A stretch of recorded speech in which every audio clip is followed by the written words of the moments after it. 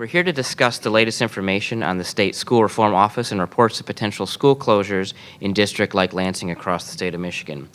The school reform officer from the Department of Technology, Management, and Budget has refused to meet and openly share information about their plans to attempt to close schools in Michigan and Lansing specifically. This is a troubling lack of transparency that compounds the mistrust of the process used to create the state's top-to-bottom list.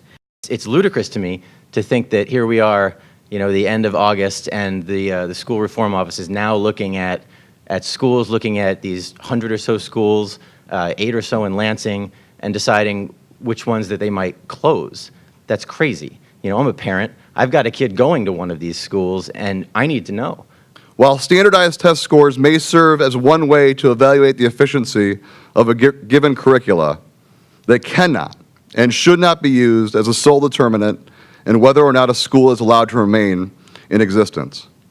This is particularly true in the years immediately following a massive shift in content and the type of testing handed down by the state.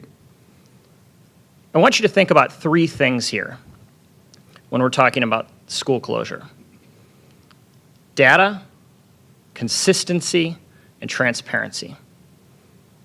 None of those things are being considered in due form when we're talking about what the school reform office is announcing. Everyone here wants these students to succeed. I feel confident in that. But if they don't know what they're going to be judged by in order to stay open, how can they ever meet those goals? We've seen a lot of press lately about quote-unquote failing schools. And I want everyone to know here in Lansing that our beautiful state's capital here in Lansing, that I don't see failing schools in Lansing.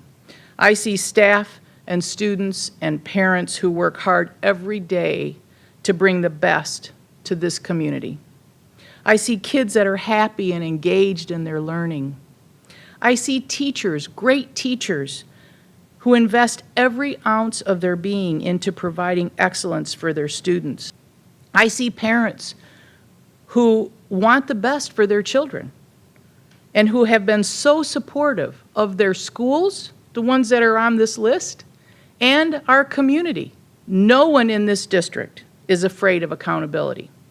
But we are afraid of the criteria by which we are judged because it's flawed, it's fleeting, and it's capricious.